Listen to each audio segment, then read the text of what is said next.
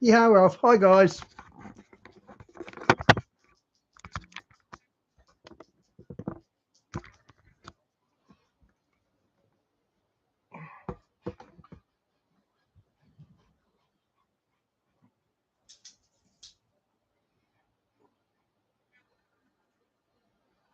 Gary courageously researches and references areas that the church. Welcome, everyone. Today we have Gary Wayne joining us. Gary is an incredible researcher and the author of Genesis. Hey, Diane. Good to see you. And he writes about topics including the dragon bloodlines, the giants, fallen angels, and the Nephilim, and really bringing an overview to the spiritual war that humanity has faced for thousands of years. Gary courageously researches and references areas that the church has largely avoided, and it's even asked people to leave over such questions in the past. And I feel Gary has created just incredible resources for us all in an area where there was such a huge lack of solid biblical information and study. And we can see by the popularity of Gary's work, there are so many thirsting for this knowledge and to finally be able to understand the history that's within the Bible. And it's a history that is just so essential for us to comprehend in order to decode the prophecies of end times. For survivors of ritual abuse and MK Ultra mind control, Gary's work really unpacks the Nephilim bloodlines and the royal ruling class that many of us have either been born into or brought into through experiments. And it brings me much hope to just see the truth of God's word being made more accessible to people by researchers like Gary. And I pray that this will bring many souls that are lost in the new age, in paganism. Okay, she's got an Australian accent. She's Australian. This is 16 hours old. And in other idolatry of this world back to the truth. So welcome, Gary. Well, thank you for inviting me to your show, and I'm hoping that some of the things that we touch on today might help people connect some dots in your audience and or sort of look at things that maybe they hadn't looked at in the way that we're going to talk about today, or just answers a lot of questions that were sort of nagging. So my mission is to get information out there and to connect dots for people. So I'm here to talk about whatever is sort of relevant to the audience as opposed to what my agenda might be at 5 or 6 shows a week. So whatever the audience is wanting to learn more about, it's kind of what I want to try and talk about. Wow, that's a hectic schedule, Gary. You're just so passionate about getting this information out. And I know from reading your book and watching your interviews, it's connected so many dots for me. And yeah, I would love to start with just asking, like, how did you get into this line of work? So I know it's been like a 40-year journey for you, and you can really see it just through the depth of knowledge that you share. It's getting to be closer to a 45-year journey now. So, and I would not have imagined this type of path. And even when I did sort of start back to, the path to Christ and to the Bible and trying to understand things in that perspective, I didn't think I would go where I ended up going. But that's, if you're listening, you get there sooner as opposed to later. And I'm a bit kind of a stiff-necked contrarian, so sometimes I don't listen quite as well as I ought to, and I should hear things a little bit better when it's designed to help me. So it started when in about 1980 or 81, and on a Friday night, and we were having beers. My brother was over, and one of his friends were over, and as we get later into the night, they're starting to talk about Antichrist and false prophet and some things I was, some really kind of weird sort of stuff. And I was familiar with Antichrist because of the Damien Antichrist movies in the 70s, but I wasn't really familiar with false prophet or some of the other things that they're talking about. And then one of them leaned to me and said, if you have the courage, we have a book for you to read. So I thought they might be thinking maybe the Bible or something like that. And I said, yeah, I have courage. So, and I no Hey, idea Shorty, good to see you. in terms of the book that they said. We're just I doing should an read it. emoji It was wall. a author by the name of Hal Lindsey, who wrote the late great Planet Earth in the late 60s or early 70s. And it's a prophecy book. And he was a prolific writer at that period of time and wrote a lot of bestsellers. And so I read the book, and the prophecy in there scared the socks off of me. So, but I'm a contrarian, so I want to verify everything for myself, just because he said. Shawnee, on YouTube earlier or Facebook, I'm not sure where it was, but the biggest underwater volcano in the world has just come to life. So somewhere in the Pacific, there's the biggest volcano in the world that just become active. So that's pretty heavy. That's what it said, or he said that's what it means. I want to verify things for myself. So the only way to do that was to get a Bible, and I think I got a King James Bible, and I went to the verses, and it seemed to be accurate, but I didn't know whether it was in context. And so he was pulling passages from the Old Testament and the New Testament. So I'm going, well, the only way I'm going to figure this out is I have to read the Bible from front to cover to get a better understanding here. And so I started reading I probably haven't said this much because I don't like I do talk on the KGP a lot of times, but I'm not trying to insult, but for me, I couldn't read it.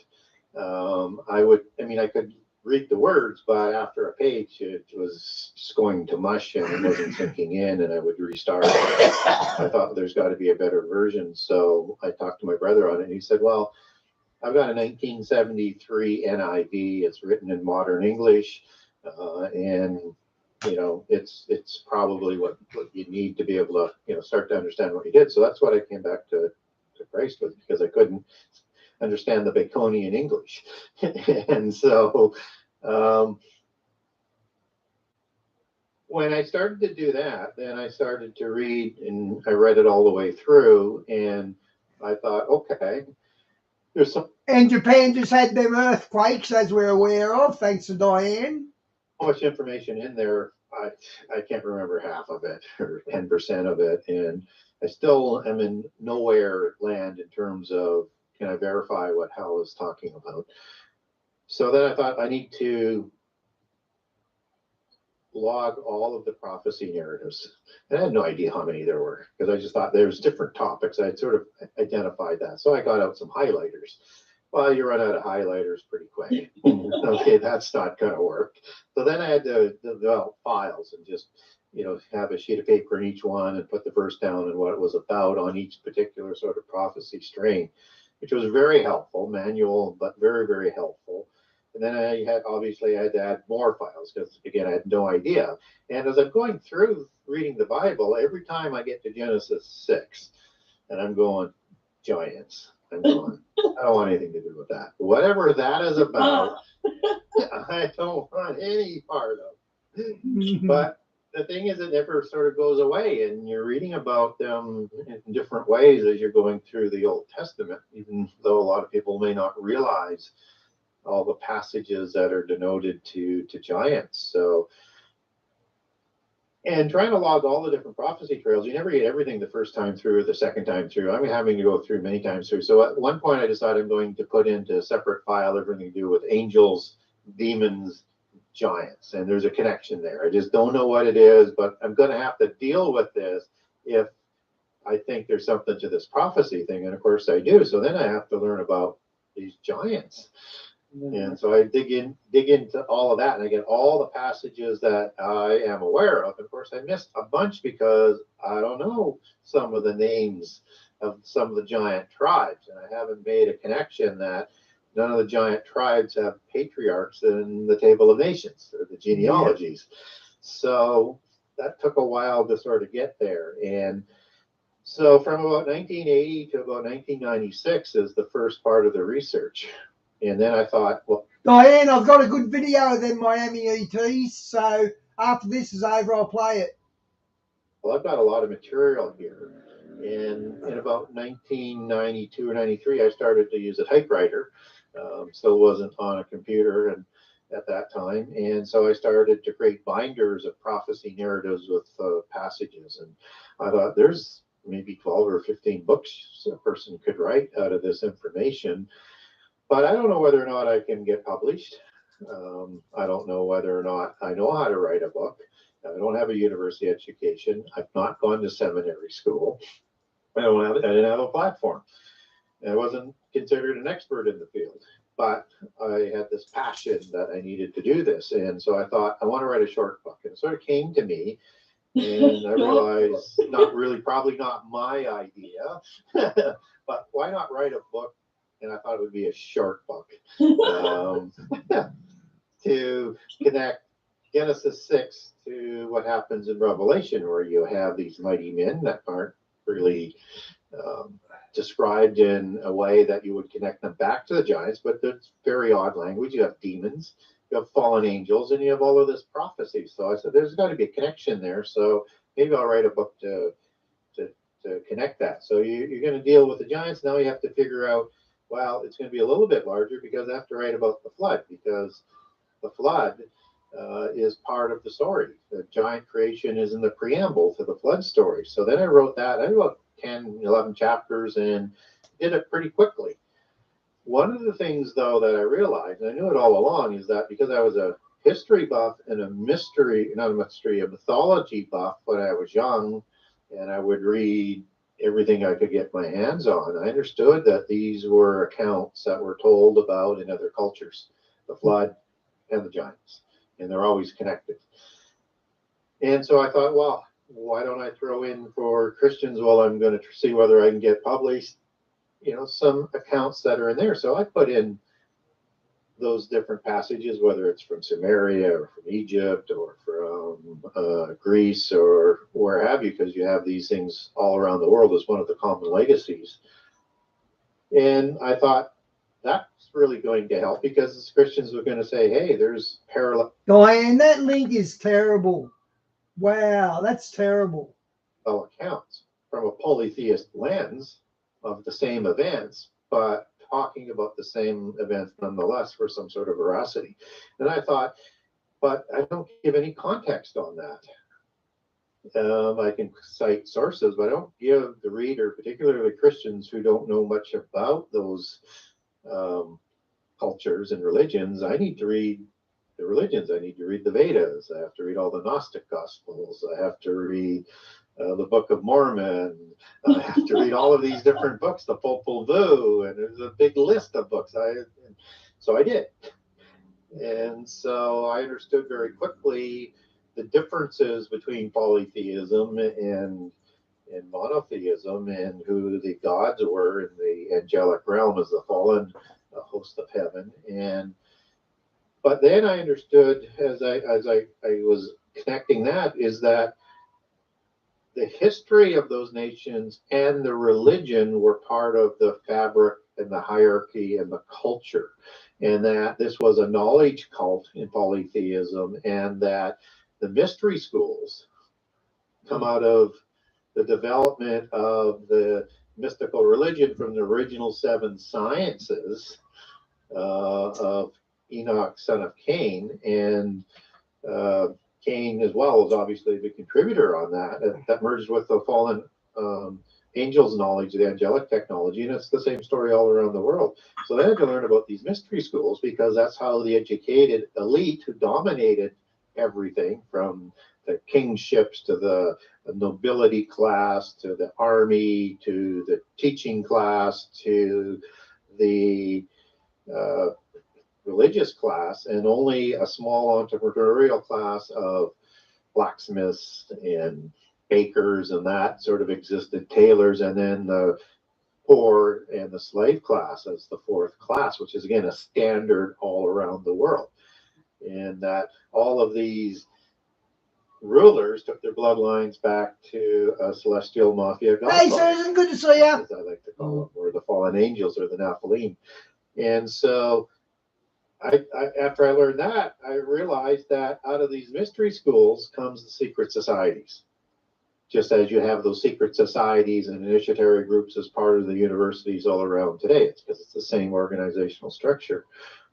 So I had to learn about secret societies, and I didn't know anything about secret societies. So 1996 to about 2013, when I thought I was ready to publish the book and then try and get published. So it took me another couple of years to get published. It's very difficult to do. And yeah, so it turned into, by all that other information, went from like 10 chapters to 98 chapters. You might as well say 100 because there's a preface and an epilogue. And I shortened that book because it's about 800 pages from about 1150 pages, just to try and get it to a size that people might take the journey to read and to actually get published. So it was a long process. And I write in the preamble that I stopped many times thinking, this is crazy stuff. Nobody's going to read it. Nobody's going to buy it. I don't want to do this anymore. But you just keep getting drawn back in. There's no peace until you continue. And if I couldn't find what I wanted, then it would come to me. And then there was one book I put in right in the end because I absolutely refused to do it. But I'd done the research on it, and if I was going to use that particular religious book, I wanted the best English translation, which turned out to be the Oxford translation, and that was for the Quran. And I absolutely did not want to include it in my book, but I realized I kind of have to do it. I want to present the other views for Christians that they can understand, and that they're all talking about similar events. So I did. I was actually quite surprised with what was in the Quran, and I wouldn't say that about the Hadiths that I also read, but those are not good. But the Quran runs amazingly consistent with the Bible, and even though it's not taught that way. So I thought I'd put some of that into the book, which kind of also makes it a little bit controversial and contrarian as well. So I get a lot of people saying, well, the Quran says this, and I'm going, did you get that off the internet? And I'll say, it doesn't matter where I got from. It says this. I said, okay, here's the real passage, and here's the rest of it that's around it. Here's the context, and then here's the same passages that I was talking about in other books. And I'm not a Quran expert. I just know how to get around those kinds of books to be able to find stuff. And the digital Kindle versions and things like that are really good for that. And so all I try and do is I don't promote it. I'm just saying that it's not what the Islam imams are teaching, and they're using it for power and control, which is most all religions do. So, and I tell people, you know, and I don't usually go down this chain about the Quran, but here's my position on the Quran is if it doesn't matter to me whether it's scripture or not.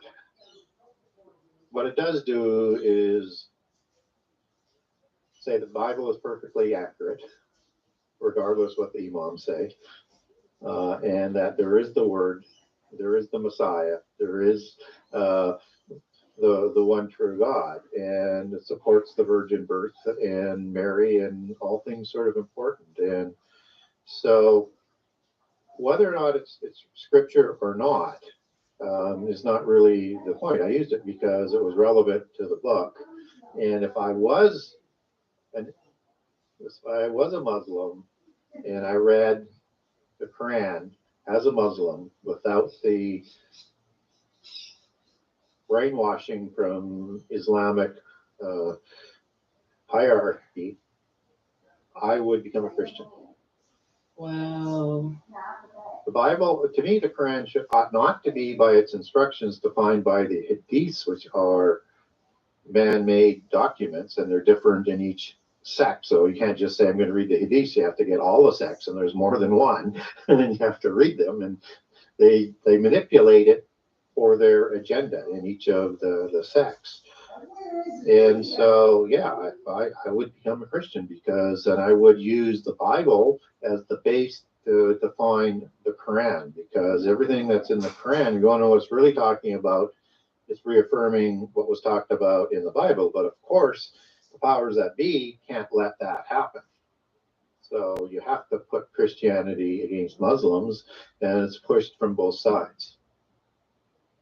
I do really love that in your book, The Genesis 6 Conspiracy, that you've really just brought together so many other books and so many other documents that actually support the biblical Oh, story, darn. and it's quite an incredible perspective just to see this creation story and these, the truth of what the Bible has given us. Yeah, and that's culture. what I was trying to, and that's what I was trying to do. And it was, the publishers were saying you might get yourself into, a conundrum where you're getting everybody mad from you, and you're trying to make that sort of balance, right? But what I wanted to do was not just a book for Christians, but I wanted, if other people. Thus, we haven't heard from Tricky since the 19th of December. It's not looking good, brother. I think he may have gone home. Who were within Christianity didn't quite understand things, that they would see that there's a commonality, not only with Christianity, but with other cultures and other history. And maybe because Thus, I never heard about that giant snake at Mecca. there's so much in there that's about the Bible, that they might be encouraged to read the Bible. So it was a bias written from a Christian perspective, but it was designed to try and catch the attention of people outside of Christianity as well. And what happened with the first book, which permitted, because I said I would never write a sequel, but the first book. Never say never, right? Yeah, never say never. I should know better after the first experience.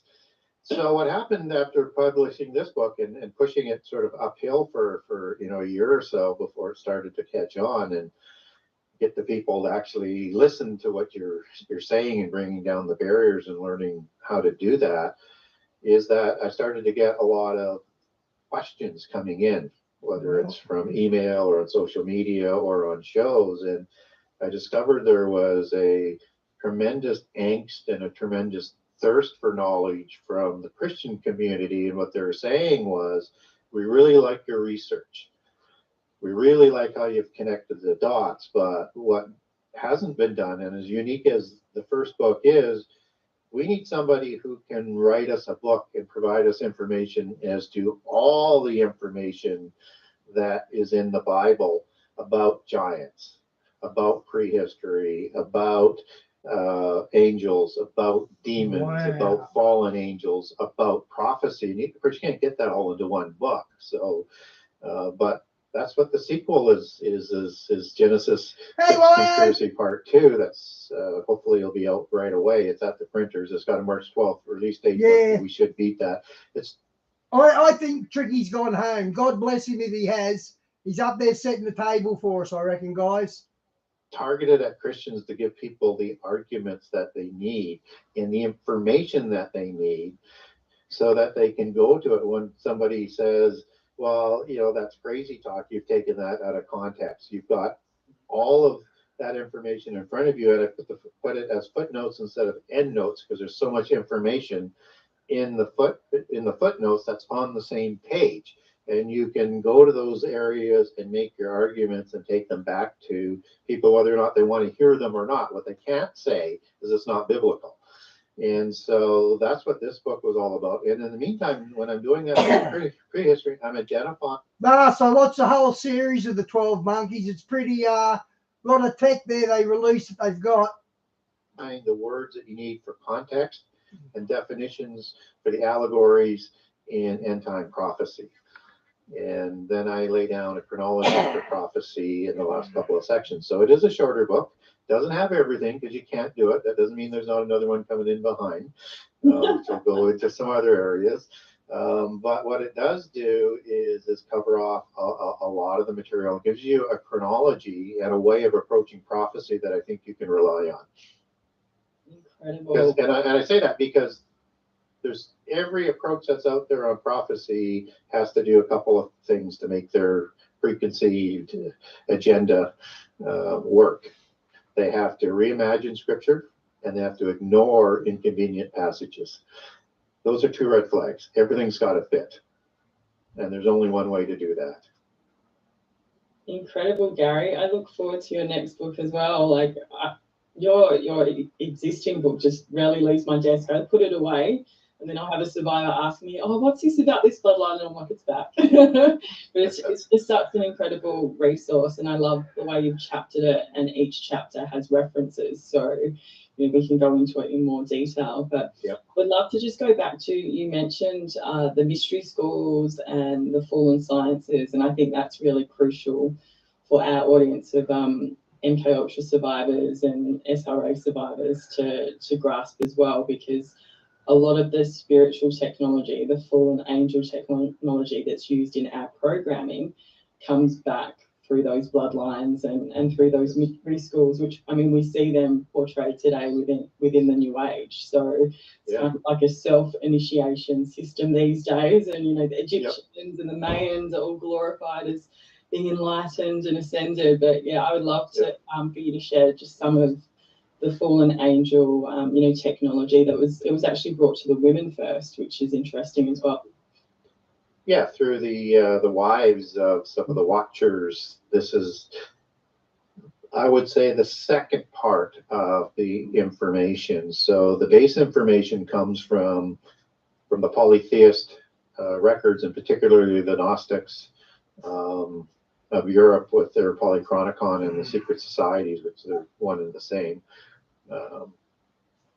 And in their history, Cain inherits knowledge from Adam, and Adam is taught knowledge in Eden that goes from the Nile to the Euphrates. So this is a big patch of land. It's not a garden. Like it says, multiple countries. It's almost continent-like, and he's running an agricultural venture unlike anything that's been done in that world to that time. And so he's growing crops, he's growing fruit trees, orchards, he has crops. So when you take that back to the Hebrew language, it comes out very strong that that's what's going on there. And there's just one of him. And then he gets a partner. Now there's two, because, you know, obviously two can manage that pretty easily. But to do this, you're going to need knowledge. And that's the polytheist perspective, is that God taught Adam a ton of knowledge for the sciences to be able to do this. And so this is the knowledge that's passed on to Cain, Abel, and then later Seth. And Seth keeps the knowledge through his bloodline to honor the God of the Bible, but Cain obviously is not quite as happy with God, being ostracized and sent away. And so he's going to start to use this knowledge for self-interested purposes, and he's going to start to follow the fallen angels and worship them. And then his firstborn son is Enoch, and people need to keep in mind there's two Enochs in the book of Genesis. One that I label Enoch the evil, and I kind of catch people off guard with the introduction to this book, because I don't quite make that clear till a little bit further on that there's actually two of them. But that's the point. I understood that people didn't understand there's two Enochs and they get conflated. And then there's the holy Enoch that was taken to heaven. That's the son of Jared. So two Enochs to keep in mind. And Enoch is the one, son of Cain, who develops this knowledge that Adam learned into 7 disciplines out of the 7 sacred sciences. And they're designed to do essentially 4 things. And you might see that in the 7 liberal arts today. It's immersed in the degree system and ancient polytheist architecture, and everything in there is related to the God. So the 4 things that they're trying to do is, one is lead people away from God. They don't care how or why, but it's designed to lead people away from God. So that's why when you see seculars or evolution or tactics like that, it's a polytheist tactic, because it goes to the first goal. Lead people away from God no matter what. And the second thing is to not give God credit for anything. That he didn't create all things. He didn't create the angels. And the third thing is to slander and degrade God at every opportunity. Now, the fallen angels don't do this. They use their spiritual offspring and their followers to do this, because they know the power of God. So they use the humans and the hybrids to do that. And the fourth thing is to honor their pantheon of gods. So all the buildings are in honor of them. All the imagery is in honor of them. And so those are the things that they're trying to do. And they use an interpretive approach, which is how they approach the Bible, so they can change the meaning. So anybody with an interpretive approach, my advice is to get your red flags up and look for manipulation, because that's what it's designed to do. And so this is the knowledge that is being developed for the first number of generations. But as they develop, they're getting closer and closer to the fallen angels, and you're starting to see this more and more knowledge being provided. And this knowledge is provided from the gods around the world in polytheism as well. So it's the wise in the book of Enoch that receive some of the most significant knowledge, that as they're almost becoming an allegorized mother goddess, earthborn goddess, in that sort of event. And understand that in the secret societies, in the ancient understanding, is the mother goddess might be actually a little higher than the male patriarchal goddess. And so when you start to see some of the really important allegories, you have things like the hive mind with the queen bee to sort of represent that, and the things of telepathy and hive mind that would go along with those people of that same gens, as an Elby gens or a Julia gens, from specific patriarchs. So this is the knowledge that is going to take the seven sciences to a whole level we haven't caught up to yet. And that this knowledge was able to build things like the pyramids or Machu Picchu, or all of the great architecture with sacred geometry, celestial alignments, earth ratios, all sorts of things to honor their gods, because that's what they do with this imagery that we can't do today with an accuracy that they do. And if they could do that, what else could they do with this angelic technology? And why is that important? Because in Ecclesiastics, it says that nothing is new under the sun. What was will be again. And we're just now catching up to that knowledge with, again, I think a resurgent of the development of angelic technology that is preparing us for the end time. And so what we see in this super advanced knowledge is, I think, pure angelic technology of old that paraded the world into the first apocalypse by water, led by the giants and the bloodlines.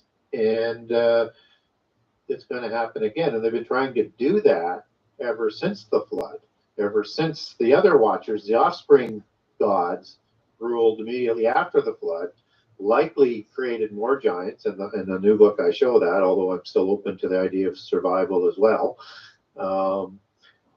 And we can talk more about that survival issue, just as why I still leave a crack open there.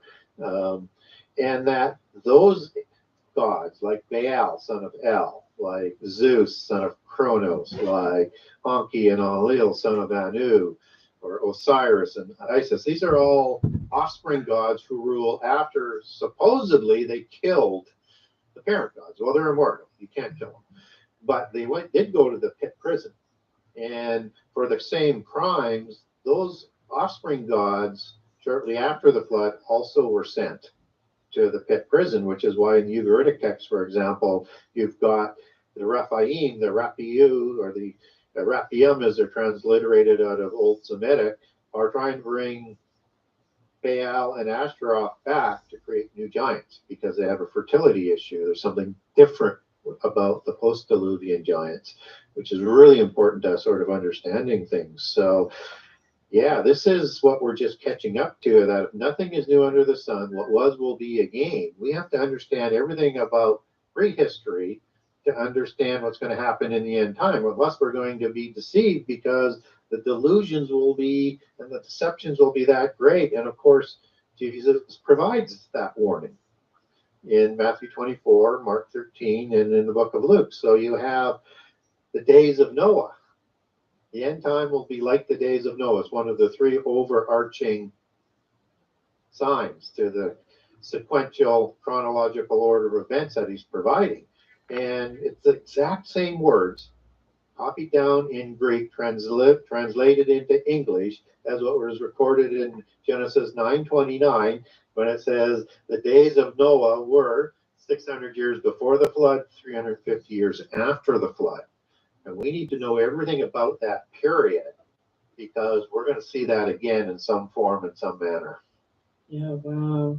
Incredible, Gary. And just reading the Bible in those times, or reading the Bible about those times, we see so many similarities to what's happening now. I mean, speaking with SRA survivors and mind control survivors, many of them have been involved in Nephilim breeding projects, and the offspring gods that you're talking about then, like Osiris and Isis and Zeus, like they're all principalities that are used to enslave us within our mind control programming. So it's just like you said, nothing new under the sun, and it's very interesting what you pointed out about the matriarchal power, or the women within these bloodlines actually having a lot of spiritual power. And I'd love to touch on that, because we've been unpacking the way Mother Earth is used in survivor programming, and a lot of that goddess programming is built off an original wound in a child, where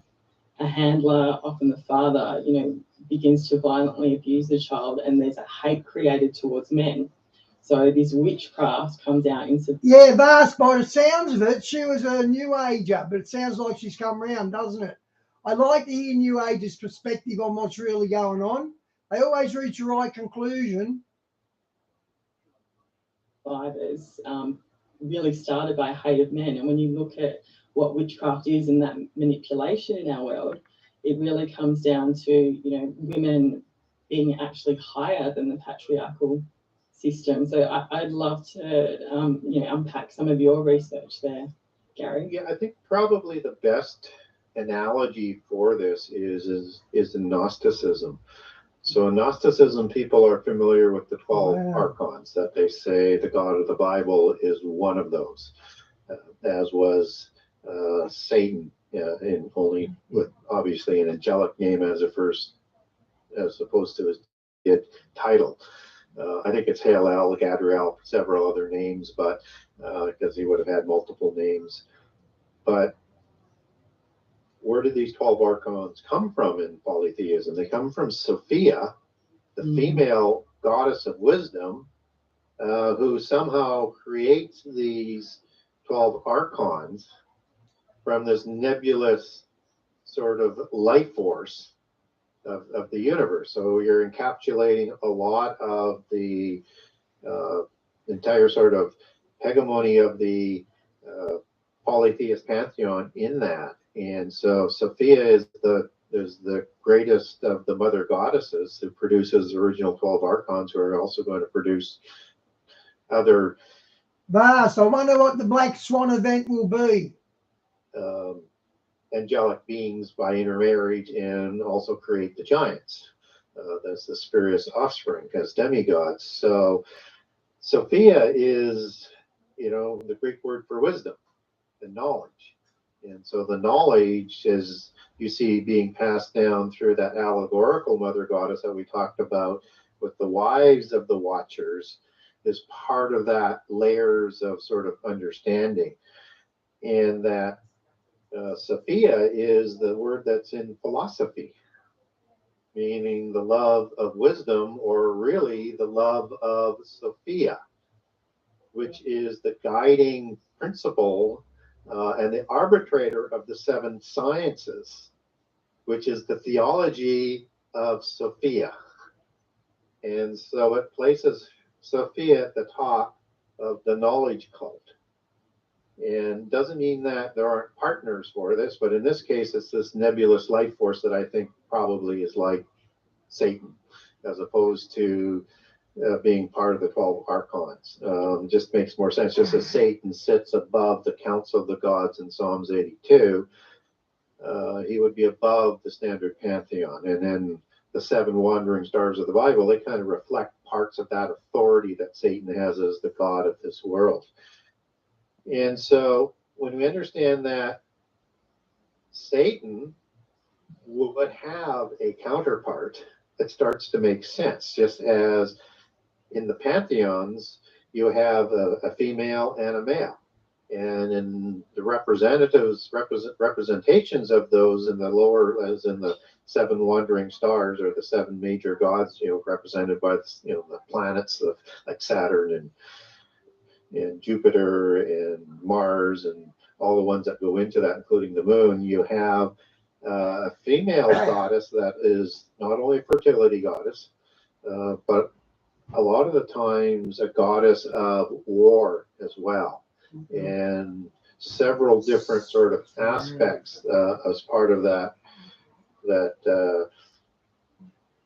hierarchy or hegemony of how that sort of works. And most people just look at the male with sort of that sort of lens, but clearly, as you get higher up in the secret societies and into Gnosticism, they value the mother goddess even more. And so that's the mother goddess as mother of the earth, as you're talking about, the one that provides life. And in that understanding, that's a counterfeit of the Holy Spirit, which is why anything coming through Sophia and Gnosticism is going to be a sin against the Holy Spirit in terms of what you might do to manifest that knowledge. So anything to do with counterfeiting or worshiping a false Holy Spirit, or covenants or violations against the laws of creation, which the Holy Spirit provides the life for, starts to cross that threshold. And so at the Eastern sort of understanding of this female goddess level of all knowledge is the Atma, the Atman in the Vedas, and sometimes called the Brahman. And this is the source of Om. Okay, Vas, they're going to shut down for 10 days and say they've lost all the data on our wealth and what's in the bank accounts. Is that what they're going to do? Knowledge.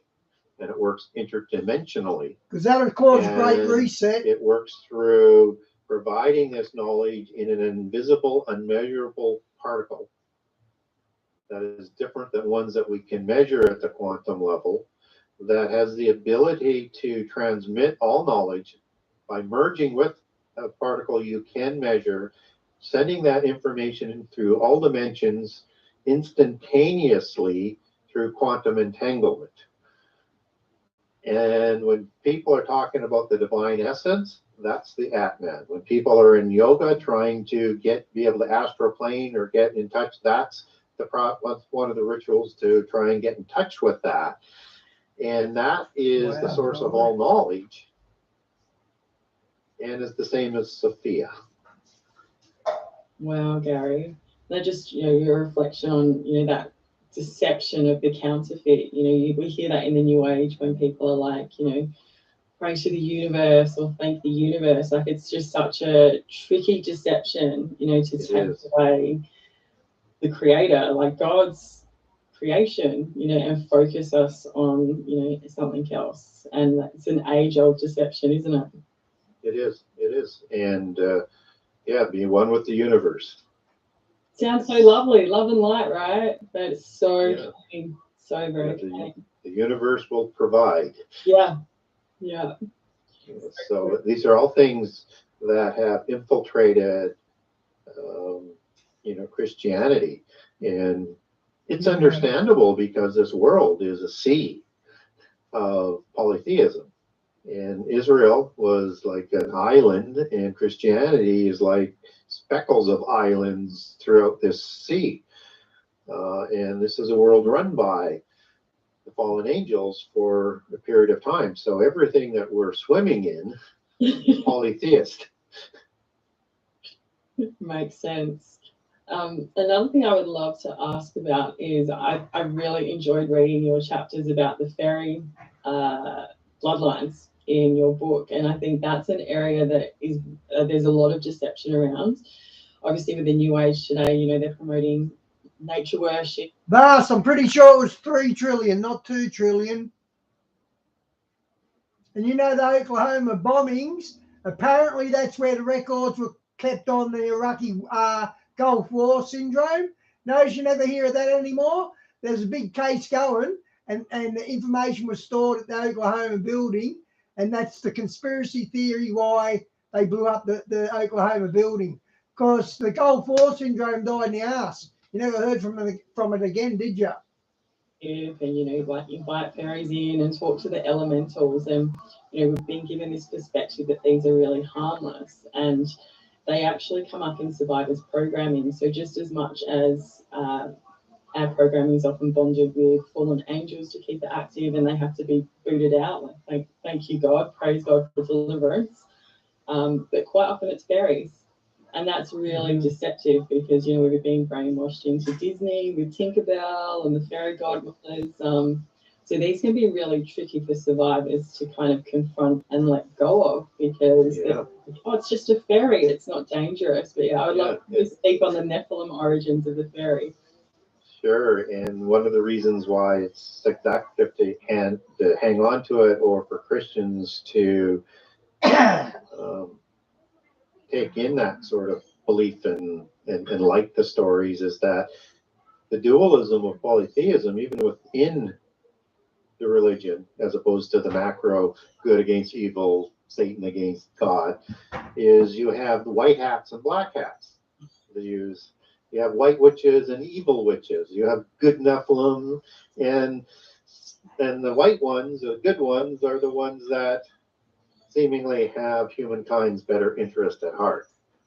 That's the lie. What they don't tell you is they still worship the same pantheon of gods. They still have the same ambition to enslave humankind and preferably wipe them from existence, which is what they were created to do by the giants. So, yeah, I understand it, but we need to understand that just because one side is a little bit nicer to us doesn't mean that they're good guys. They're not going to still be smiling as they're slaughtering us, because it's the same goal. So I know that sounds a little harsh, but it's to make that point. So there is, in the allegorical understanding of bloodlines of the royales, and I'll start that these will be of the nobility class of the royales, or as I call them, Rex Deus or Rex Deus in my book. That means kings of God. It means they are a bloodline from a specific patriarch of Nephilim or Rephaim, and of a specific godfather or fallen angel. And those genealogies is where they fit in terms of how pure they are and how the scioning or grafting in of those bloodlines give them a noble presentation to the genealogy. So once we sort of understand that, then we can understand there's a matriarchal bloodline and a patriarchal bloodline. But before we get into that, we should understand that the origination of the matriarchal bloodline is the male god, or the patriarchal, and the matriarchal is the female goddess, right? So Tiamat in Sumerian is part of that lineage of the original matriarchal bloodline from a heavenly fairy. Just as fairies come to Ireland from other planets after losing a war, and they create Tuatha De Danann, fairy elven people, as the spurious offspring. And there was, a head fairy that rebelled originally. So things the same. It's now just in the fairy sort of mythos, but this is the matriarchal understanding. So Lilith would be an offspring of Tiamat in the genealogy and very close to the top. But so she's either a demigod or somehow a angelic light being created from two angel beings and through their physical nature in the physical world. You could look at that both ways. And so that's the fairy bloodline. And so fairies are an allegory for this matriarchal bloodline. And you have owls, which is the other allegory. So just as Lilith is understood at the top as a fairy queen, she's also an owl queen. Yeah, that's right. God, and Lilith, for evil, like she's one of the worst demons I think you can run into. Ugh. Yeah, connected to the vampire mythos and everything like that. So incubus and all those sorts of things. On the male side, you have the dragon allegory. from the seraphim angels. Yeah. With the serpent faces as an angelic dragon. Seraph means a fiery serpent-faced angel that works amongst the fiery stones as ministers before God. And these are the watchers of Genesis 6, part of them, and they're the ones who did most of the procreation, which is why you have all of this serpentine imagery within the bloodlines. Just why you have all of that fairy imagery within the bloodlines as well, because it's just reflecting the male and the female sort of aspect. And we know they're watchers because they deal with governance. So both religious and for legal, and they're the watchers that are sent in Daniel 4 to make decisions from the throne on the government and who's going to be king. And so we do get watchers in the Bible. People say there are watchers in the Bible. Yes, it's in there 3 times in the book of Daniel, Daniel 4. And it comes from the Hebrew word ayir.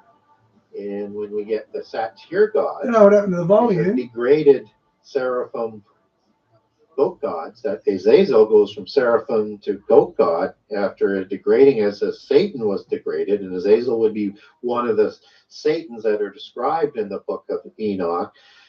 That is a hairy goat god, and it's a combination word of Sarah and Sa and a few other words that mean hairy and goat, and Ayir, which means watcher. So hairy goat god watcher for satyrs in Isaiah 13 and 14, and some of the devil goat gods that are talked about in the Old Testament as you take that back to Hebrew. So you have these 2 allegories that come down, one being the owl and the fairy and the matriarchal and dragon, and or serpent, you could define that as the same, and raven, as in a bird as well. So when you have these allegories coming down, you need to understand that anything to do with the raven and the dragon is a patriarchal allegory, and fairy and owl are. So that's why you have fairy queens. Yeah, of course. Right? And if you look at King Arthur, you have Arthur, who is a descendant of the Tuatha De Danann of the fairy race, son of Uther Pendragon, the head dragon. And so he's the dragon king as the divine representative on the earth, as a spurious offspring. And then you have the fairy queen Guinevere as the mother goddess. And it's all sort of being reflected in there. So So I done that Timothy Alvarino on Redacted yesterday.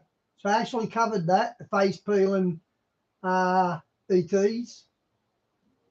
if we understand that after the flood, there's a difference between the giants before the flood, both in size and in fertility. They could multiply with ease before the flood, but after the flood, they've got a fertility issue. And in the Ugaritic text, the Rephaim are trying to bring back Baal and Ashtaroth from the pit prison to create more Rephaim because they have a fertility issue.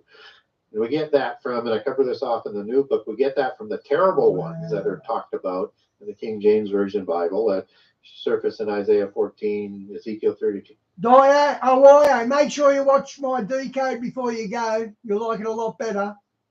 Isaiah 25, and a branch of these terrible ones who did horrible things on earth as these bloodline kings. And the worst of those ones are in the sides of the abyss, in the abyss prison, along with the mighty El that are in there. And they're talking to Pharaoh in this passage in Ezekiel 32. And terrible ones is the Hebrew word arit, and arit, and as ones in plural would be aritim. So Nephil would be singular, Nephilim would be plural for the giants. And these are the ones that are described in terms of like powerful and strong and a whole bunch of things that are associated with giants, but also childless and fertility issues. And it's not that they couldn't produce ovaries or semen. It was a female issue. And one of the reasons why after the flood you have a shortage of female giants. So, and I write in the first book that that when they start a new dynasty, they're going to scion a pureblood dragon bloodline and a pure blood fairy bloodline with an emphasis on the female bloodline because they're so rare. And it's that rarity effect that there's so few females that they're producing is why they're going to have to, after the flood, intermarry, most famously with the 9 patriarchless Canaanite tribes, like the Amorites, like the Hivites, like the Jebusites, to produce hybrid giants unless they go extinct. They have no issue. They have no other way of solving it if they don't intermarry and then produce a tight-knit set of bloodlines within that, and then have to marry outside about the 4th generation, as I recall that law that they put in for the royal bloodline so that they prevent hemophiliac disease or Habsburg jaw disease or a whole list of other issues. They're going to have to bring in some outside bloodlines to keep that DNA sort of new.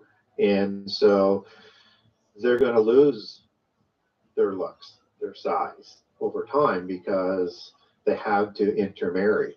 So, but you have those 2 groups of giants shortly after the flood.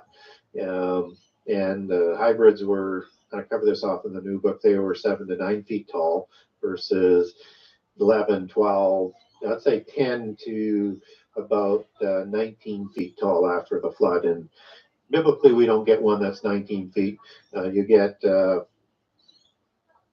Goliath at 11 feet 3 inches, and then you get Og based on his bed size, who would have been somewhere between 12 and 14 feet. 12 foot is a common size like Orontes or Achilles in Greek mythology, but Gilgamesh is 11 cubits and king of Uruk, and from a female mother goddess, son of Nin, the mother goddess, and Lugalbanda, the king of Uruk. And he's a second incursion giant, 2/3 god, 1/3 human, and he is 11 cubits tall and 4 cubits wide. That's 19 feet tall, being on the rail cubit, and 7 feet wide. Absolutely a monster. So way bigger and a bit different because he's and I talk about. Thanks, Vas. After each one's over, I'm going to play what I got on my MEET. I'll include that because that looks interesting. But he's a dark-haired giant versus the blonde hair, red hair, blue eyes, hazel eyes, pale skin. They still have pale skin, but they've got dark eyes and they've got dark hair and these big beards, just as Gilgamesh is depicted that way, just as Nimrod is depicted that way, and it comes from a different watcher. Right. So the appearance of these giants was actually related to the angelic order, the fallen angelic order that they came from. Is that right? Yes. So one of the things that I explain in book 2, particularly for Christians, is how does a spirit being reproduce with a physical being to produce a demigod, just defined as the offspring of a god and a human female, or a goddess and a human male in polytheism. Well, they do that through being able to create a body, and a body that can hold their spirit, and they can manifest that, and they can do that in any sort of gender. And we get this from a couple of sources biblically, that habitation that the fallen angels left in Jude 1:6 is the Greek word oikoterion, and it means a dwelling place for the spirit. So they left their dwelling place for the spirit in heaven, and they required a new one in the physical world if they wanted to interact physically. And so the dwelling place for the spirit is a body and the soul in the physical world, and the spirit that comes from heaven. And we also get that word used one other time in 2 Corinthians 5:2 for the house in heaven. That's talking about our earthly home and our heavenly home, and that's again dwelling place for the spirit. And there's 2 different dwelling places for the spirit. One's that's for the spiritual realm, and one's for the physical realm. That will change with the resurrection, because we'll have a body like Jesus, that can go interdimensionally and including into heaven. So that's something that comes as a special reward with the resurrection that the angels don't have. And we get examples of angels who can take physical body in the Bible and other different forms. So Hebrews 13, for example, talks about being nice to strangers lest you run across an angel, which means we can't tell the difference if they don't want to be known, but they're in a physical body that they can interact physically with the world. In the Sodom and Gomorrah story, we not only have the pre-existent Jesus, the angel of the Lord, the Melech Jehovah of the Elohim, taking a form with two other angels taking a form. At first, Abraham doesn't recognize the two angels as being angels, but later understands they are, and they're eating, drinking, touching. And then these two angels go on to Sodom. So we know they can take a form. And through the pantheon, I think we know they can take any gender, because if they can choose a form, but if they're representing themselves with their physical traits as they're described, that's going to pass on in the DNA that comes within that Boycotarian body, and that the offspring are going to have traits through that DNA that will look like their parents.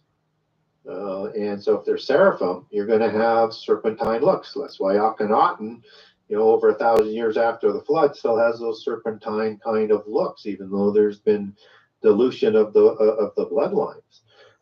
And understanding this gets you to the understanding of the specific gens. So the fairy gens is one of those genses.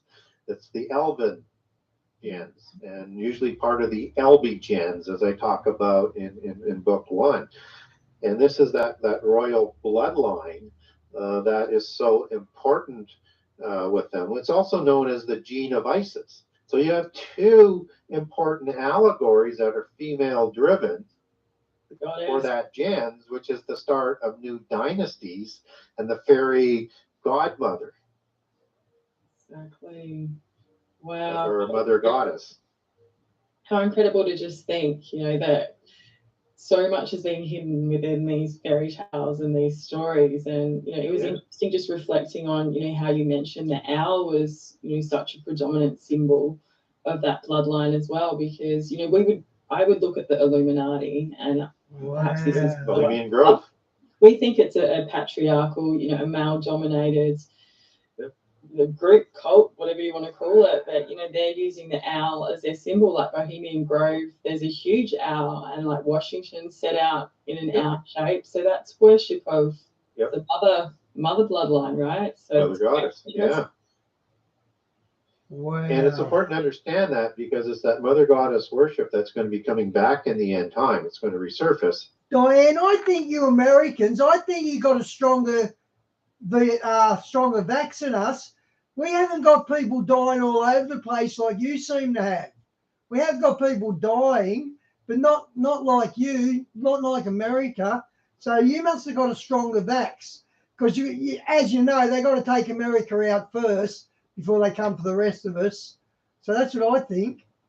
As part of the violations against the Holy Spirit, which are the only sins not forgiven, and ultimately fulfilled through the mark of the beast for those who take it, will not be saved from punishment forever in the lake of fire that's reserved for the fallen angels. Wow, that's so interesting that you've tied it into the Holy Spirit there. That makes so much sense, because the goddess and the Kundalini spirit, which is such a big part of that, is the spiritual counterfeit, right? And unfortunately, we see that even within the churches today, and yoga, like the New Age. So it's a really important point there, Gary. Well, and I get if it was allegorical that you wanted to look at the Holy Spirit as female. I get that, but in heaven, there's no requirement for a gender, right? So these are physical world terms. There's a movement within Christianity today that wants to feminize the Holy Spirit. And what they're doing is preparing Christians, I think, to take them back to and be prepared for the mother goddess aspect coming back with the Babylon religion of the end time.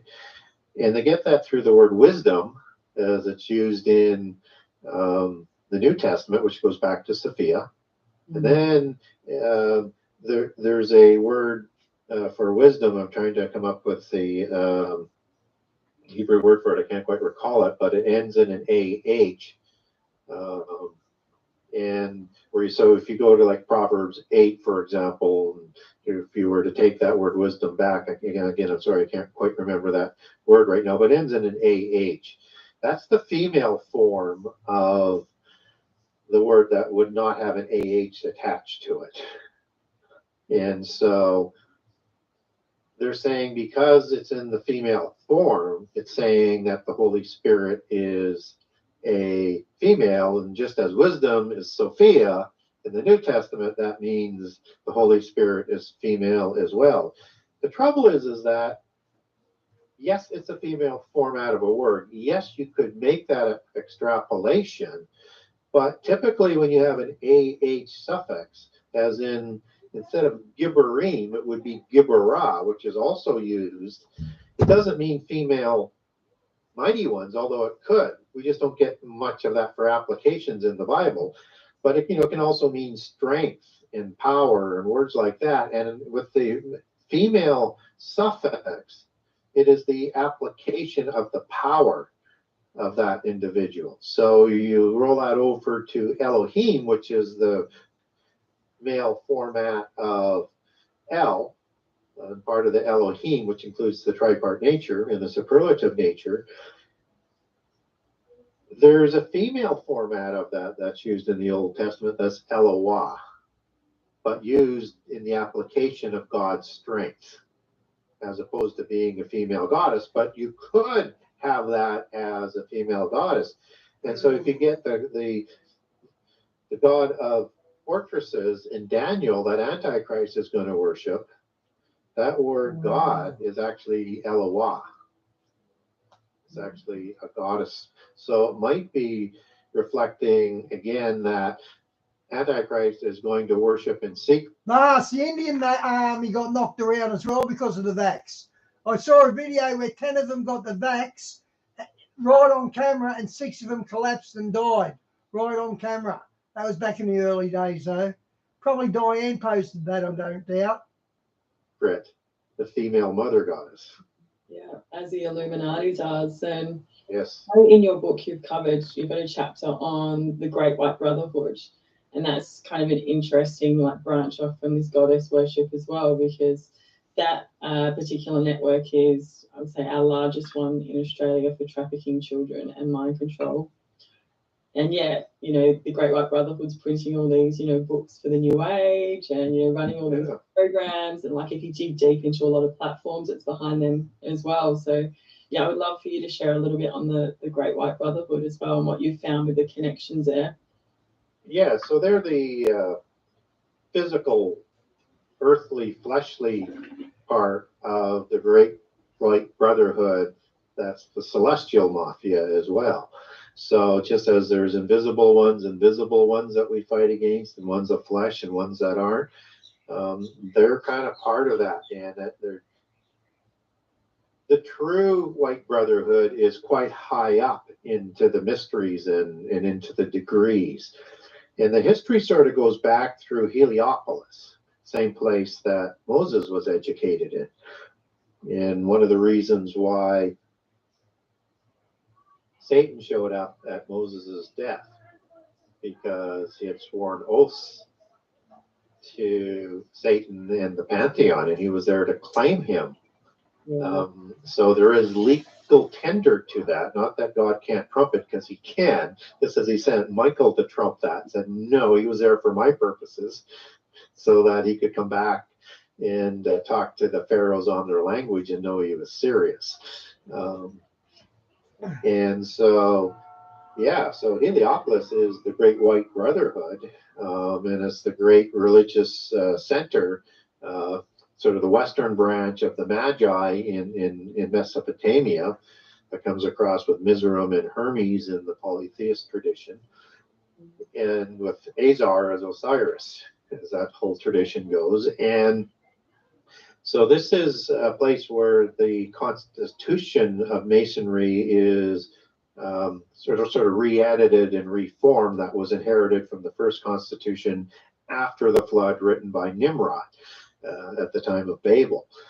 And so this Great White Brotherhood is also sort of understood as being sort of at the Illuminati or higher. And I would say not much from the Illuminati in terms of how I would understand that Thelemic tree organization of the trunk organizations. I would place the Great White Brotherhood more to the Rosicrucian level and at the top level of the Rosicrucians, where you have rising ones through Freemasonry, Adept, and then Illuminati, and then into the Rosicrucians, but they're not pure in the bloodlines. They have some bloodline association. But the top half will come from the families. So I would put the Great White Brotherhood at the top of the Rosicrucians and higher on that Thelemic tree. So into the Committee of 300 families, to the Council of 33 and the Invisible Ones, as they initially called themselves, and then to the 13 families, and that's just the Western organizational structure. So what? And then you have all the branch organizations around. Yeah. Yeah, sort of connecting to what we would call like the royal bloodlines, like the Windsor.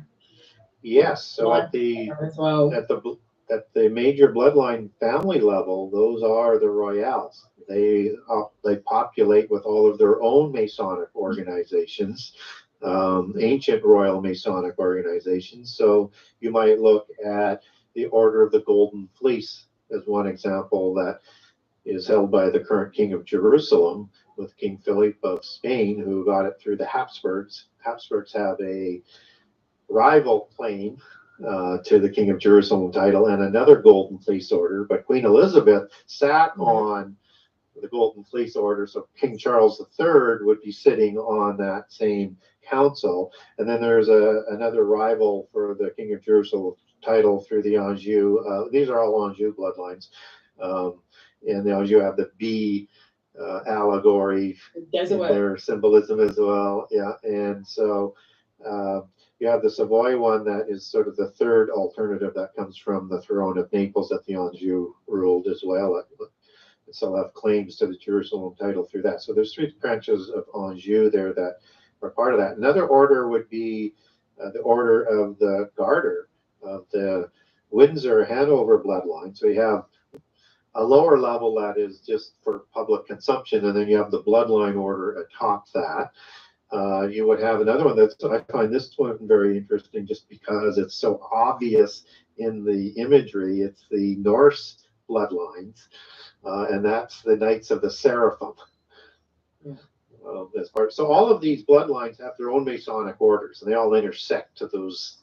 And imagine it as and some of your people probably will understand the imagery here, and I received this imagery from insiders, is that this is an evergreen tree. This is a cedar of Lebanon at Mount Hermon, from where the Assembly of Gods assemble, and that it's the branches that go out from those tree trunks in a hierarchical order down that they control. So you can never make a hierarchical order with a pyramid. You may within one group, but you can't do it for multiple groups. But if you understand the Thelemic tree, that the roots go down to Hades or Sheol, where they receive their authority or power from, where their heaven is, where their gods rule from, you understand the imagery and how that hierarchical thing kind of works. But it's all run by the ancient Masons, the ancient royal bloodlines. And another way to look at it as well is that word royale. That's an ancient word. And they call themselves a royal because they have these bloodlines from a specific gens, right? And so whether it's fairy gens or Juliet gens or whatever, they all have these genealogies. And this is the I lost my train of thought on this, but this is the organizational structure that has the royales, that has an etymology. That's where I was going with it. That you have king, which goes back to Old French for ROI for Roy, back to Latin for like regal and words like that associated with it. and then back to rule in Indo-Aryan, which is the giant language. Shawnee, he done that in Africa as well, gave them vaccinations that turned them sterile. He done the same thing in Africa. Of the post-Diluvian epoch, and that so they are a ruler, a bloodline, and of Al, which is a transliteration of the Hebrew word El for an angel. So just as Baal means Lord God to the Gnostics and the Masons, it's a transliteration. Ial in Samaria, Ilu are different transliterations, and Allah would be a female form of the God talked about in the Quran, but it could also be understood as the power of God too, because that's a transliteration coming off of Al. Wow, that's such a good way to explain it, as being the cedar tree with all of these groups as the branches off them. Because we often try and understand the structure, and I think that makes a lot of sense. And it starts to make some sense. So yeah, so people like to say, well, where do the Jesuits fit in? Well, they're a branch of the black nobility, and there's two different genses within the Italian black nobility, and you also have a larger black nobility of Europe, which is part of the Rex Deus groups as well as the larger group. But they would go in because they are run and sponsored by the black nobility. They would go.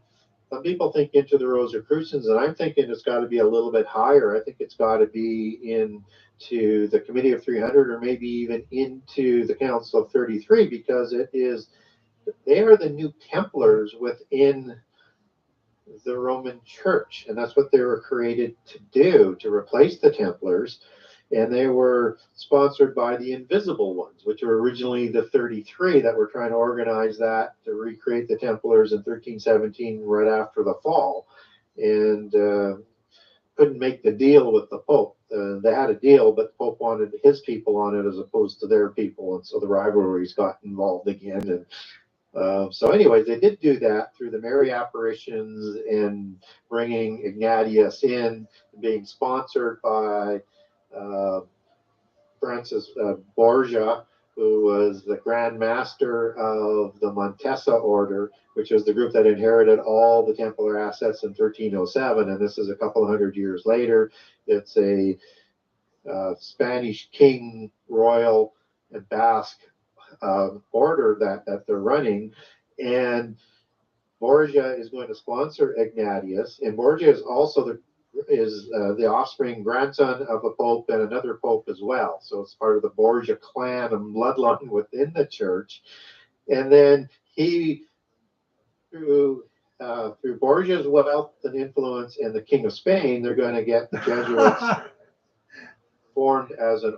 Thanks, Vash. Yeah, me and Mum are very close, and Gabe loves Mum too. So it works out we've got a good family. Thank you, mate. Order to replace the Templars, and then Borgia is going to become the third Grand Master of the Jesuits in about 1565, I think, is when he takes over. And then they're going to make that move to get control of the banking and move that to Switzerland, where the Hospitallers took the Templar wealth before a lot of that started the banking. So you have all of the banking over in Switzerland, and under the white cross of the Hospitallers, which were just a sister organization of the Templars. My history just repeats, doesn't it? I was just thinking, with the royals as well, like in these noble families, like when you actually have your eyes open and you start looking at their crests and their coats of arms, there's so much symbology there. The dragons, the lions, like they're really telling us that they're bloodlines. And I would love to ask you, Gary, like with the UK coat of arms, we've got the lion and the unicorn. Okay, Gary must know that Charles has been accused of being the green horse of Revelation. He must know this, because we know that Charles is a good candidate. So let's see how Gary answers this, because he's only 16 hours old, guys. Well, perhaps the feminine, but it's interesting how the unicorns change up as well. So I'd love to ask your breakdown on that kind of symbology, because that seems to me to be the patriarchal and the matriarchal both showing on there. Typically, it would be. So yes, I would go with that as well, but so much more. So heraldry was created by the ancient bloodlines and the religious societies to create a standard that they could travel anywhere, and that when they're in another land and the royals in that land would look at that standard and understand their bloodlines and where they come from. So when we look at, the lion and the unicorn, also understand that the Hanovers had 2 unicorns. Scotland, yeah. Right? Yeah. Yeah. So, and of course, for people outside of the Commonwealth, the Hanovers changed their name to Windsor in World War I for obvious reasons. So, if this is a taciturn language in symbols, it's going to reflect those bloodlines. Otherwise, it wouldn't be able to identify. So we talked about patriarchs and matriarchs, and we talked about male and female, and we talked about patriarchal and matriarchal giants and patriarchal and matriarchal gods. So that's going to be a lot of what's in the sort of connection. And there's going to be ones that have a standard that are more of a warrior class as well. So, let's say if you look up the coat of arms that goes back to Ireland for Crowley, and it's a bit different name, and somebody wants that, I'll send it to them. Just get a hold of me through my website. Any documents that I might mention, that's how you get documents from me. You just request them through my website. I'll send them to you. I have just too many to load up there. So, so many. And I need it by topic because I have that many, believe me. So, but anyways, that's more of a warrior class set of coat of arms. And so we look at the imagery of the animals that are on there. You have dragons, you have lions, you have eagles, birds, The eagles. Right, and things like that. So it's really and there's more than that. There's just so much of it because there's a number of lines. So we can look at a dragon and understand that as a serpentine or seraphim angel, right? And an offspring from that serpentine bloodline. But when you get into can they actually breathe fire though? Because people can breathe fire in the Bible. Look at the 2 witnesses. Fire comes out their mouth. So do these dragons breathe fire, I wonder? a lion or an eagle or a phoenix or whatever they want, it's not really quite the same, but it's also the same mystery to the black-haired sort of giants. So there are 4 groups of watchers. Yeah. And one of them is... Shawnee, I seen a clip of this guy somewhere in the Philippines, I think, and he's got a complete altar created for Donald Trump as God. Cherubim. And there's archangels, and the Ophanim is the other ones. And we do get Ophanim in the Bible. That's the ones in the wheels with the eyes.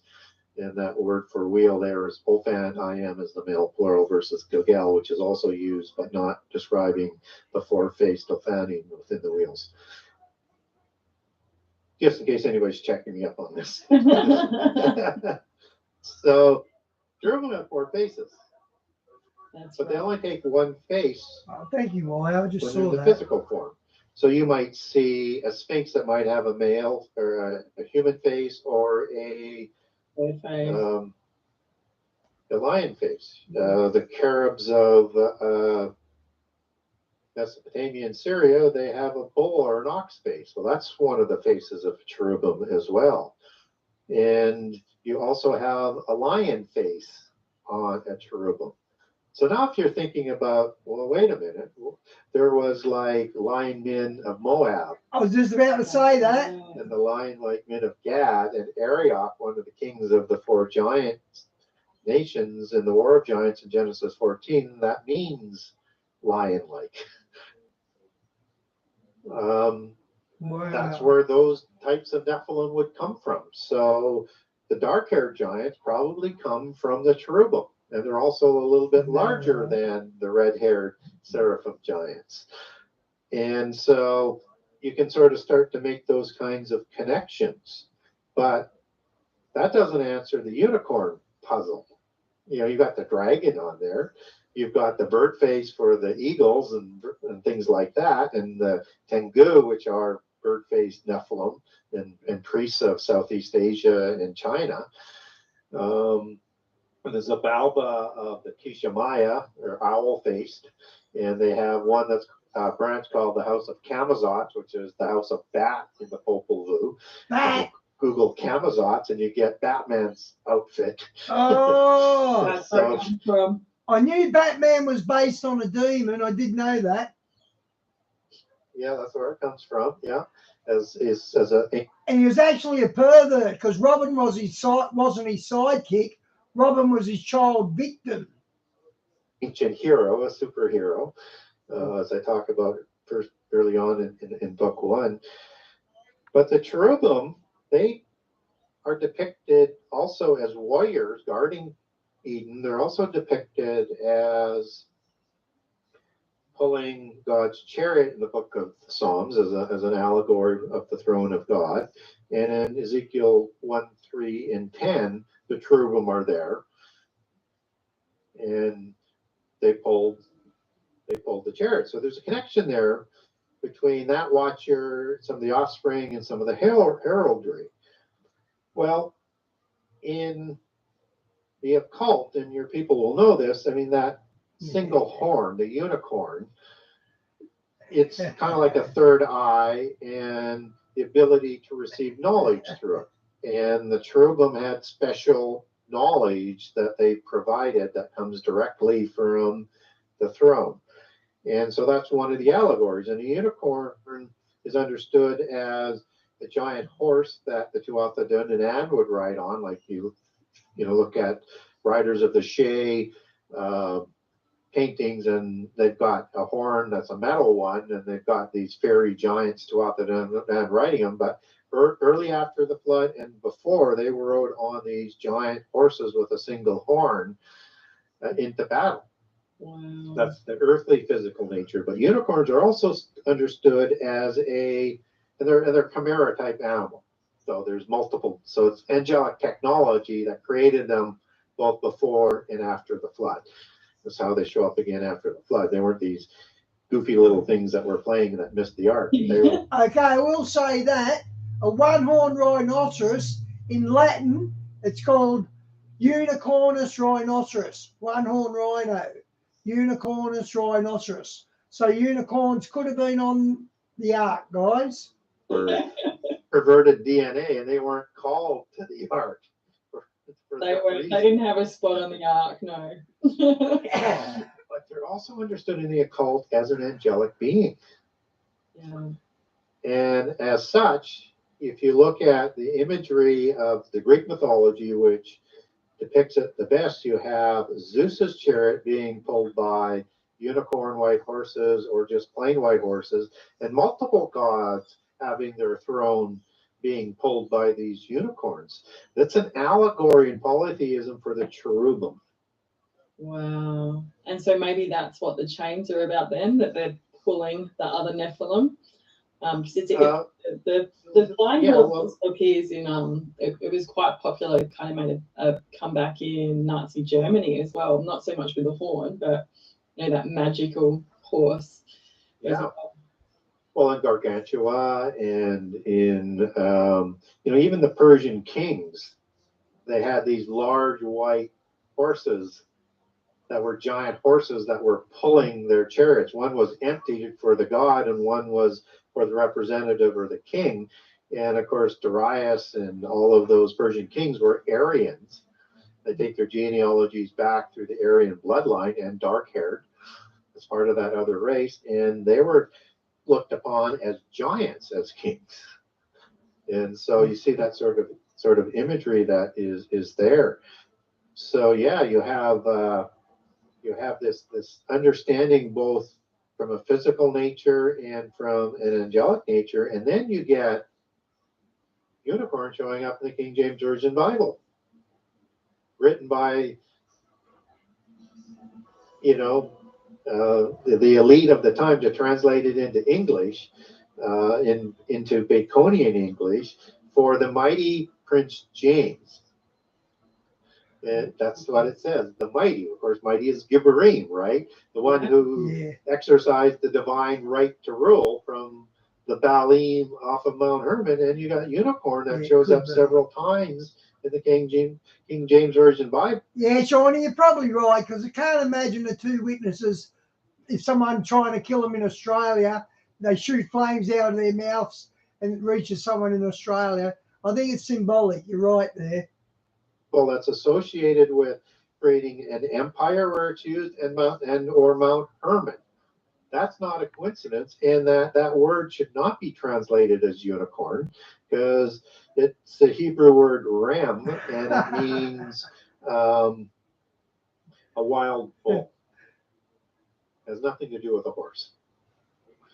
And only in the King James Version Bible is it translated as a unicorn, and he is the unicorn dynasty who was trying to create a world-dominated commonwealth or an antichrist type figure, just as Antichrist is the little horn in the allegory of Daniel 7 and 8. Wow. And of course, a single unicorn. That's incredible, just putting those connections together. Thank you, Gary. And I would love to just ask as we finish up, I could ask you questions all day. I'm like, what about this? What about this?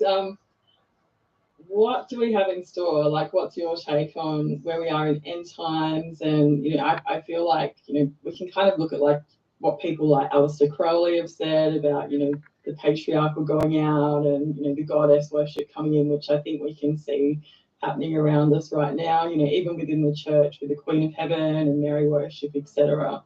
But yeah, I would just love to hear what you sort of see in terms of the prophecies at this time. More time on your hands, obviously. Yeah, we get some specific things that we can rely on. And my approach is I put everything around what Jesus said, not vice versa. And not only is the spirit of prophecy, all prophecy comes from the word. He is the word. And he is Jehovah of the Elohim, or the Logos Theos, the word of God, the cognate term in the New Testament. So people say, well, can you put revelation around what Jesus said? Of course you can, because that's the testimony of Jesus given to the angel to be given to John to deliver to the churches. It's his testimony. It has to match perfectly. And of course it does. That's where your conflicts disappear, is going to putting everything around what Jesus said, and don't reimagine what he said. And don't put... Bas, I've seen that whale. It looks like a weird sperm whale, doesn't it? Don't define prophecy by what another prophet said. You put all the prophets around what Jesus said, and all the conflicts go away. So where are we in end time prophecy? I think we're probably in the fig tree generation, and that's one of the overarching signs. Days of Noah, fig tree generation, and sorrows. They give you context for all of the disasters and all the events that have to happen in this generation, because heaven and earth will pass away, but Jesus' words will never pass away. It will all happen in one generation. So the next question is how long is a generation? And you get 40 years in the time of the Exodus, this generation in the wilderness. You get 70 years in the book of Psalms, and 120 years in Genesis 6:3 in the creation of the giants and the preamble to the flood story. That limits that immortal spirit in a physical body to 120 years, which is why you have disembodied spirits, because the bodies are going to die. And that's the Nephilim spirits and the Rephaim spirits, not human spirits, because those sleep and they go back to heaven. So we understand there's a difference. So all of the rituals on reincarnation and the things they teach in the mysteries, it's all about information for this counterfeit spirit to manage their way after their physical body dies. But I digress. So we're in the fig tree generation. And next question gets to be is, well, if we are in the fig tree generation, and it could be up to 120 years, but it could be less, then when does that start? And Some people say it's in 1947 with the Declaration of the Independence of Israel, which is good, but if it was sort of 70 years or 40 years, that would sort of preclude that generation, but not 120. But there's a clear sign that's important, that is required, not just that the fig tree, not just that the fig nation, the southern kingdom of Judah, is in the covenant land, but the epicenter of end time prophecy is the southern kingdom, Judah, recontrolling Jerusalem city, which happens in 1967. So both of those are in place by then. So if I was looking for a countdown start, and my speculation would be 1967 is the start of that. So that precludes 40 years, because we're kind of by that now. And it's more like 70 years or 120 years, and it doesn't have to go to the full extent of either. So what we're seeing is the sorrows, and the sorrows have 4, perhaps 5 types of catastrophes. One is earthquakes, and as Luke talks about, a surging of the seas. You have wars and rumors of war, you have famine, and you have pestilence. And I think we're just starting to see those get stronger. And they're not all working yet together. And these are all, I think, contrived catastrophes. This is what the polytheist world is trying to do, is to try and destroy humankind from the face of the earth, and that these disembodied spirits will inherit the new age through destruction and the rising of the phoenix through the ashes in a regenerated renewal of the earth. Just as Shiva is the destroyer god, which is Abaddon and Apollyon, and that you get recreation through destruction. So the imagery sort of comes together in terms of the agenda that they're on. So we're seeing these catastrophes get stronger, and they'll hit 25%, destruction of the world, depopulation of the world, at the seal judgments. But it's not there. But it's going to seem like Armageddon. And even some of the royals are going to be hiding in caves or in the earth, in whatever structures that they built there. And I know in every location of a polytheist temple and Masonic temple and anything part of the organization, they build underground bunkers and tunnels in every town all over the world. They'll be hiding in their caves, thinking that this is the day of the Lord, but it's yet to come. The trumpets will be 33%. And then the bowl judgments that come in the year of the Lord's wrath, the last year of the last 7, would be a 100% destruction, which is what they're trying to achieve.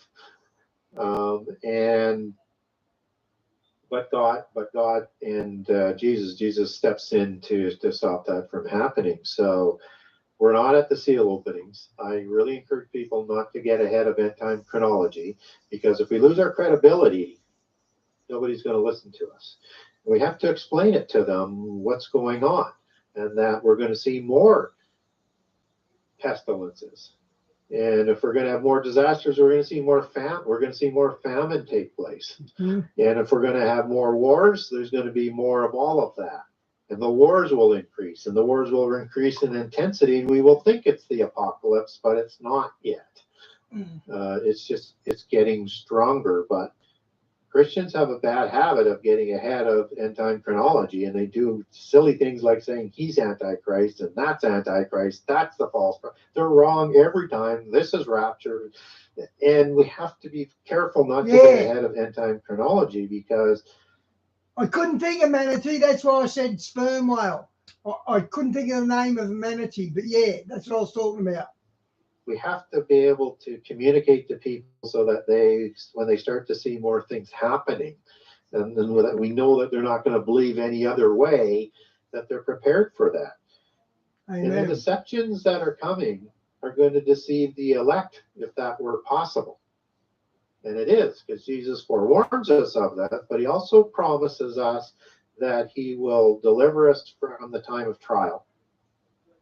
from the hour of trial and the wrath. So we know the wrath is in the last year, and the time of the trial is an hour of trial. That's talked about early on, and I think it's in Revelations 3 or 2. Yep. Might correct myself on that, for the hour of temptation. I think we're the last generation too, Vast. It's the same hour that's talked about in Revelation 17 with like mind or a hive mind, the 10 kings will hand their power over to Antichrist. It's in that hour. It's in the, I thought you were my age, Vast. I'm 60. I thought you were about 62. the hour when the epistles of John say that, when you see multiple antichrists, that's the time, which goes back to the word horus, which is hours in Greek, and the same word that's used in the first 3 applications. It's in the hour in the summary of the last 3.5 years in Revelation 14, after the first fruit, 144,000 are in heaven. You get the hour of Babylon's destruction, which happens immediately after Antichrist comes to power, because he replaces Babylon with his own religion. And it's the same hour of destruction that's described a couple of times maybe 3 times in Revelation 18. It's all the same word. That's the hour of the trial. So we're nowhere near all of that happening in terms of that one intersection of chronology. And there are tons to support itself, and it has to, and there can't be contradictions. So we want not to be predicting rapture. Hope for a pre-trib rapture, prepare for tribulation, because tribulation is different than the wrath. And we're just seeing the start of the tribulation as Christians. We're already seeing it in China. We're already seeing it in India and Pakistan and Africa. It's coming to our countries, and we're starting to see that now, but it's going to get much worse. And we're told that we're going to go through tribulation. So we need to prepare for it. Yeah, right. That's so great. Thank you so much for sharing that, Gary, because I think there's so much misconception out there, and there's a lot of new believers, which, you know, I'm definitely in that category as well, and it's very, very easy to get led astray. And I love that you are so thorough, and you want to make sure that everything's referenced, and, you know, that it all makes sense. So I really appreciate that. And I would love for you to share, Gary, just for people, where is the best place for people to find you and your work?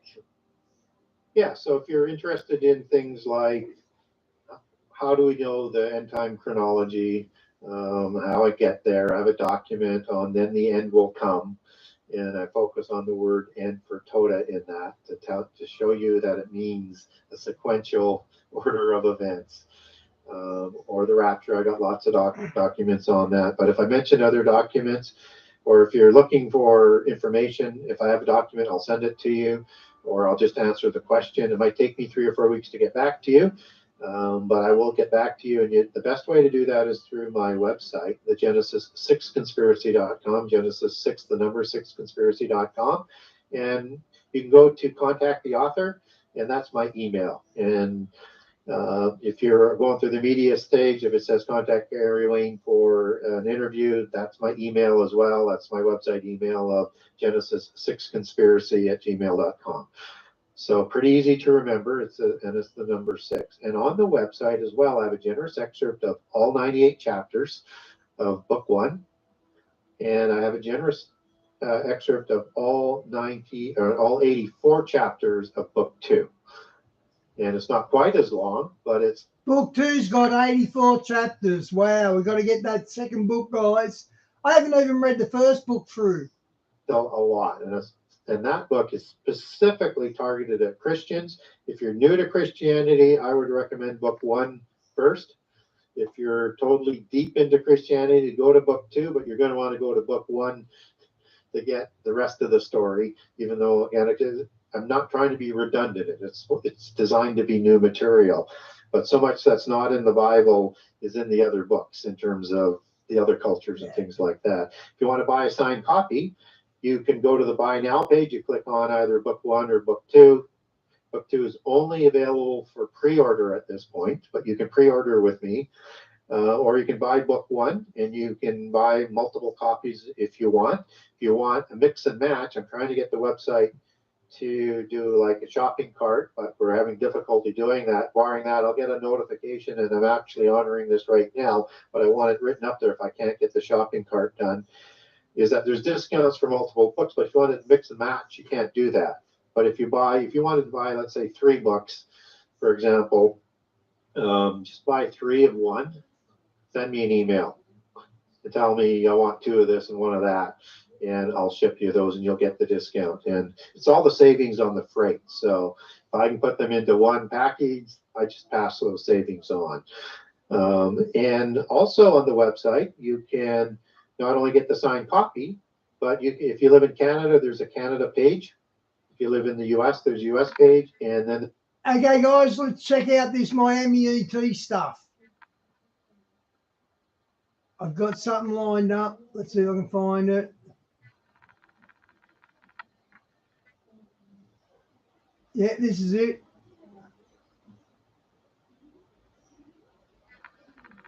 Really show anything relevant or like super substantial. Like there's not really hardly any footage. All right, so I have a very interesting video for you today, folks. This is Tony. Hope you're all doing well. There's this new video that's been going around, the story going around about a mall, of course, in Florida. I'm sure a few of you have already heard about this. Probably all of you almost have heard about this. And a lot of the videos out there didn't really get into any real depth on the topic, didn't really show anything relevant or like super substantial. Like there's not really hardly any footage of these alleged, of course, beings. And so I started doing some digging on my own to really look into this to figure out what was going on. And I got some interesting stuff to show you in this video. I have some ideas of what it could be. I'm not going to say what I think. I'm not going to say I know what it is. Because to make it very simple, and what we're talking, maybe I got to kind of intro what this is all about. So, because maybe some people don't even know what it is. Now, there was a video that surfaced claims that there were aliens in, of course, Miami, folks. And actually, I don't even know if that's the right term. They look like shadow. Do you remember them aliens in Vegas about 3 months ago that the coppers were called to? Then you had the aliens in Peru. So they're actually coming down and not hiding it anymore. They're actually coming and walking our streets now. So this is going to get ramped right up. This will ramp right up. And the coppers know something's going on. They must have drilled for this because like 100 cop cars responded. They were dark, of course, beings. They were 8 or so foot tall. I wouldn't say that's necessarily the right word to use. This is what they're claiming. And ironically, it just makes you think of, it just automatically seems like that people go to this word whenever something strange happens. But what was really interesting about it was there was about 100 cop cars that showed up. So this was not some small thing that happened at this mall in Florida. As you can see here, this isn't even all of them. This is quite a few cop cars right here. These are all cop cars, by the way. This is not a little bit of, I mean, look, these are all cop cars. All those are cop cars. And there's like actually more than what's shown. It's not even showing them all. There's more up here and there's more down here. So it wasn't a small presence. Let's just put it that way. Now, of course, the main official story is that it was just a few teens, maybe 20, 30 teens that were lighting off fireworks. I can't speak for some reason. 20, 30 teens lighting off fireworks, causing a commotion. And this is what somehow brought about turning off the power in the area of not just the mall, but sort of that part of the city, bringing 100 cops in, multiple help. Why shut the power down, I wonder? I understand why they shut the airport down, but why shut down the power? Helicopters, all for 20 or 30 kids lighting fireworks off, apparently. And they arrested 4. So to me, this doesn't sound right. That a story, just something's missing, obviously. I mean, 20 or 30 teens lighting off fireworks. Oh my goodness. Wow. 100 cops? I think you only need about 10 max, not 100. I don't think you need multiple choppers and turning off the power either. in the area. Okay, I don't think that's required for 20 to 30 teenagers at any rate. So that's the official story, of course, and of course also when they're talking about this whole topic of there being beings there, or these shadows, some are saying they're shadows. One guy was saying that he saw everyone running, so he just joined in. Let's see which guy was that, because I got so many windows open. Where are you at, man? No, you're around here somewhere, I think. Did I close that? Okay, maybe I close it. Okay, maybe I close it. I don't know. I had so many windows open, I probably closed some accidentally.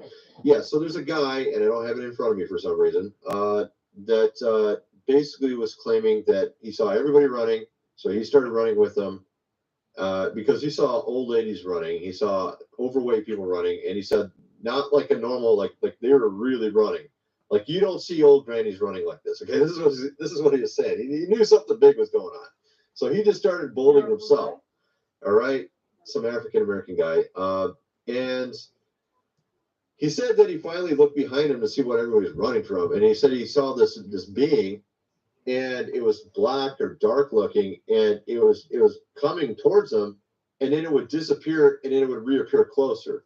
So like it's kind of like those movies where you see like some sort of like a haunting or something. It just sounded kind of creepy in that respect. But where did I have it open? I'm trying to find out if I had it.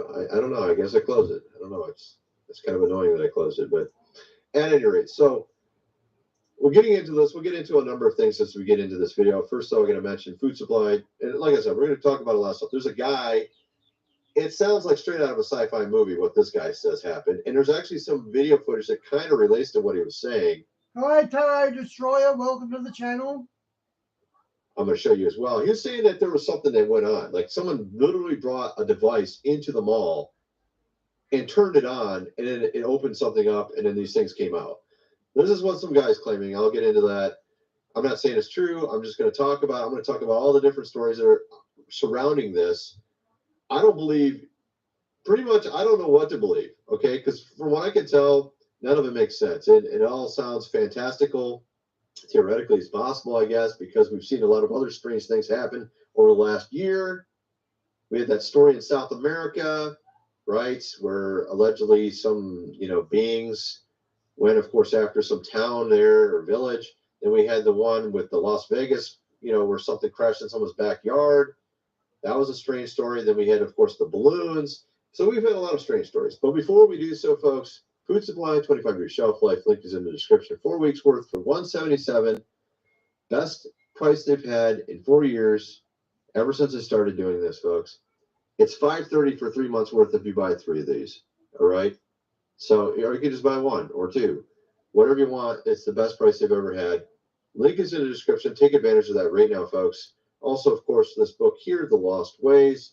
My great-great-grandfather lived without electricity. Considering all the stuff going on around us, Yeah, here we go. We got a troll. WARs that seem to pop up left and right lately over the last few months.